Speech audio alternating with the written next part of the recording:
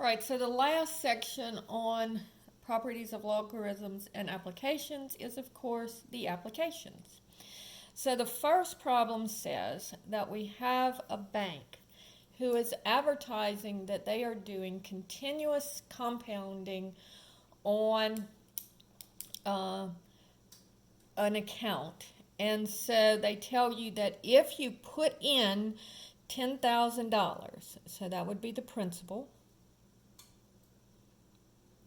at the end of 1 year, so the time would be 1 year, and again, remember, time is always measured in years, you would get out, so that's the amount you get out is A, and they say you will get out $10,202.10. So on your $10,000, you will make $202 in interest. But they don't tell you how much the rate is. So that's our question. What is the interest rate?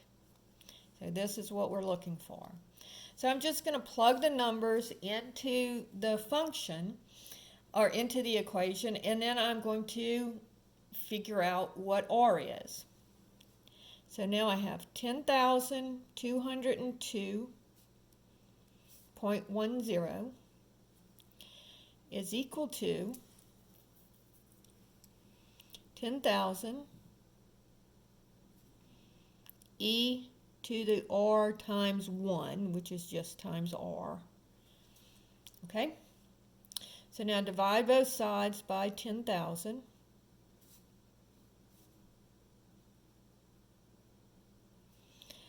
And if I do that, I would get 1.020210. And over here, the 10,000s cancel. Is e to the r. Or you can do it on your calculator. 10202.10 divided by 10,000. And I get 1.020210. Now, I need to get to the r. So in order to get to the r, remember this is e to the x. Well, the opposite of the exponential function, the inverse function for the exponential function, is the log function. So what I'm going to do is I'm going to take the natural log of both sides. And remember, the natural log and the e undo each other, so over here I'm going to just get r. And so now I'm going to take the natural log of this number. If I do that, I get 0.02 is equal to r. Now I'm going to change this to a percentage. So this is going to be 0.02 times 100%, because 100% is 1. And so that moves my decimal point over 2 places. And so this would be a 2% interest rate. So that's the first application, right? The second one is dealing with pH. Now, for those of y'all who have taken chemistry, you know that the pH of an object tells you how acidic or how basic something is. Now, a pH of 7 is pure water. And if you have a pH that is less than 7, so if it's equal to 7, then it's going to be pure water. If it is less than 7, then it is going to be acidic. Basic. And if it's greater than 7, then it's going to be acidic. Now, not a chemistry teacher, so not real up on my acids and bases, but this is what you use mathematically to do this. The formula for the pH is the negative of the common log of the concentration of hydronium ions. And the way that you write hydronium ions is H2O plus. Okay, so this is just the concentration of hydronium ions, and it's measured in moles per liter. So let me just write that down over here. Is the concentration of hydronium ions in moles per liter. And so, and then that gives you your pH. And so let's do two examples here. Part A, let's say that they tell us that the concentration of hydronium ions is equal to 1.58 times 10 to the fourth to the negative 4 moles per liter. Okay, so my pH here would be equal to the negative log of 1.58 times 10 to the negative 4. Now let's see how to punch that on the calculator. So most of y'all have this little EE button on your calculator, or it might say EXP.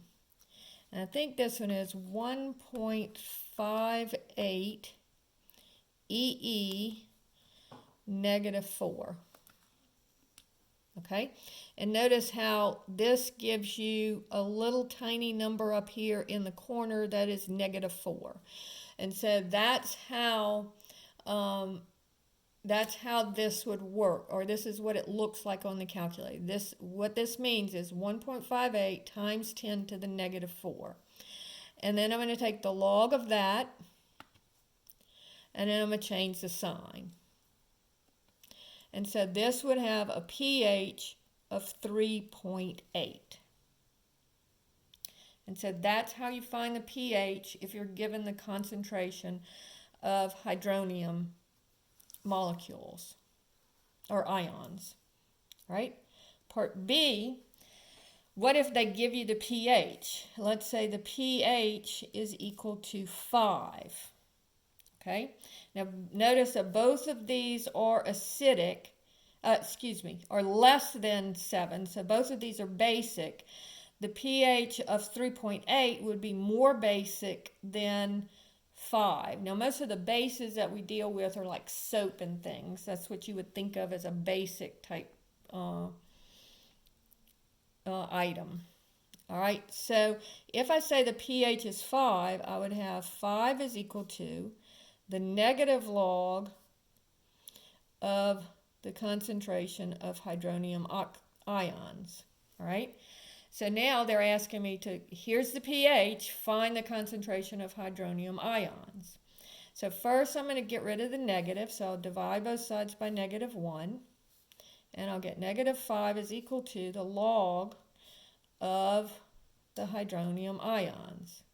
Now in this case, I have a log function, and I'm going to solve for this. So remember, my base is understood to be 10.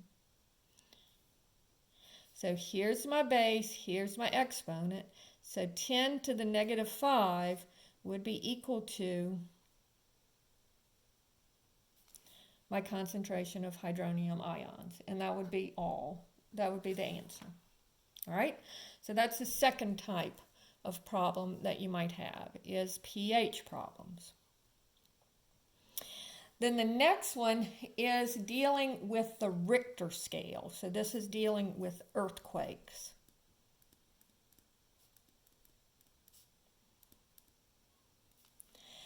And you know how they'll say like it was 4.5 on the Richter scale. And that's just a measurement of how much the earth shook at that point. And so the Richter scale reading is equal to the log of I over I0. Okay? And this is the I0 is what they call a zero level earthquake.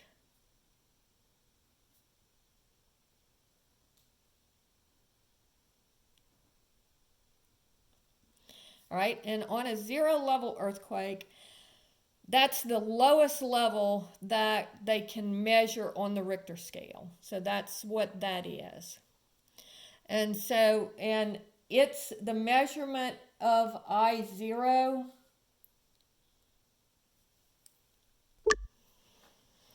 a barely discernible earthquake. And then I is the intensity of the earthquake that we're talking about. So in this problem, what they said was in 2001, India had an earthquake and it was measured, its intensity was 80,000 times as big as a just discernible earthquake. So what was the measurement on the Richter scale? So this would be the log of 80,000 I0 over I0. So it would be the log of 80,000.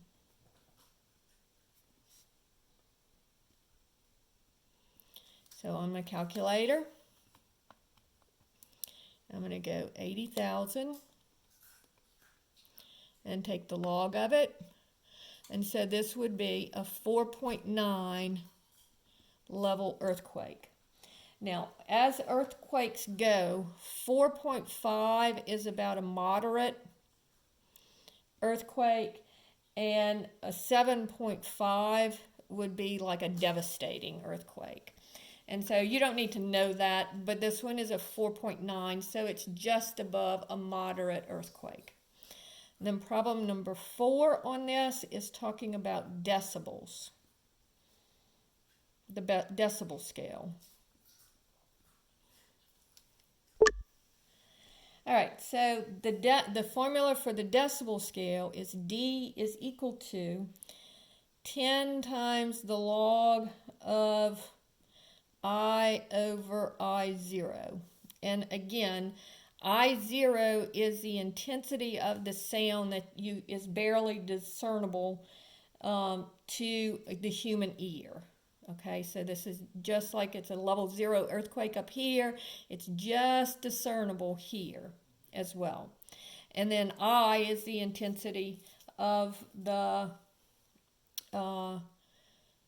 sound. And the intensity is measured in watts per meter in this one. Okay.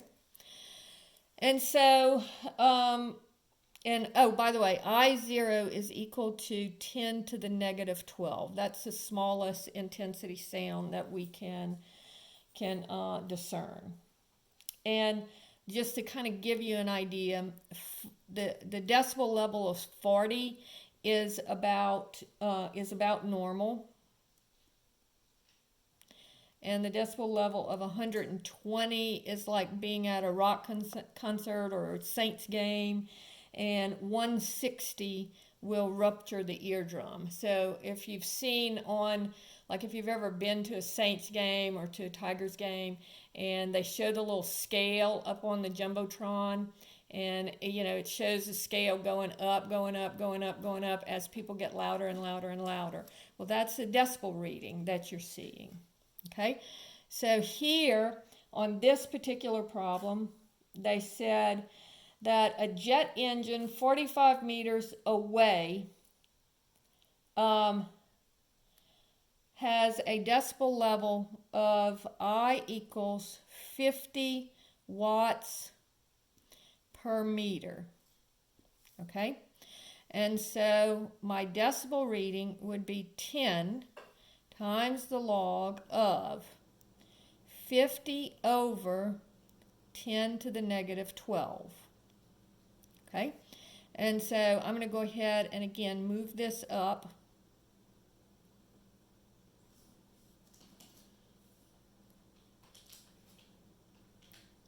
this would be 50 times 10 to the 12th.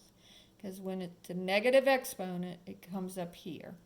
So on my calculator, I would have 50 EE 12, and that means 10 to the 12. That's what that means. And then I'm going to take the log of it, and then I'm going to multiply it times 10. So that would be 136.9, or approximately 137 decibels. And so notice that that's getting up to about where it can damage the ear. And so that's why people who are leading the jets out at the airport, you notice they have those big earphones on, and that's to protect their hearing. And so those are the 4 types of applications that you're going to see with logarithms. So this finishes up section 7.4.